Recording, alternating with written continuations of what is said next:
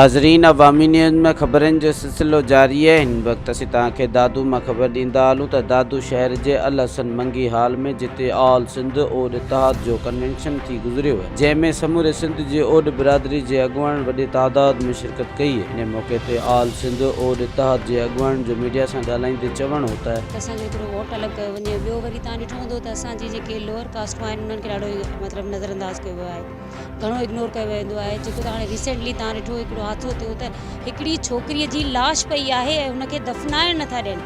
हिते इंसानियत त ख़तमु आहे न, लाश त इंसान जो ई हुयो न, ओट जो हुजे, हिंदू जो हुजे, मुस्लिम जो हुजे, कंहिंजो बि हुजे, पर उहो हिकिड़ो लाश हुयो।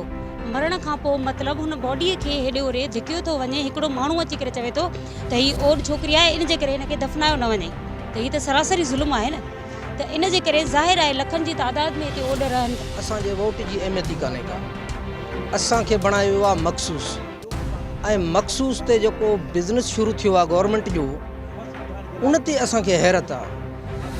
जेकी माण्हू असां सालनि खां वठी ॾिसंदा अचूं था त उहे माण्हू अॼु बि उन्हनि MP जे MN जे सीटुनि ते आहिनि, अॼु बि उन्हनि खे ॿ टे मिनिस्ट्रियूं आहिनि, अॼु बि उहे करता धरता लॻा पिया आहिनि मिनारिटी जा।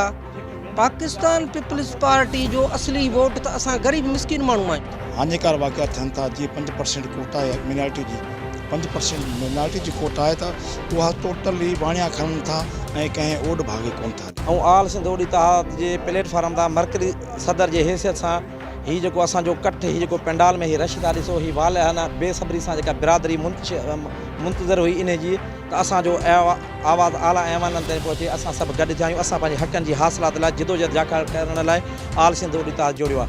ऐं असांजी नियाणियूं जेके आहिनि मुक़ाम में पूरियूं कोन थियूं वञनि ऐं उन्हनि खे तज़लील कई थी वञे। मज़ीद खबरों और तफसीलात के लिए विजिट करें हमारी वेबसाइट www.awamiNewsHD.com।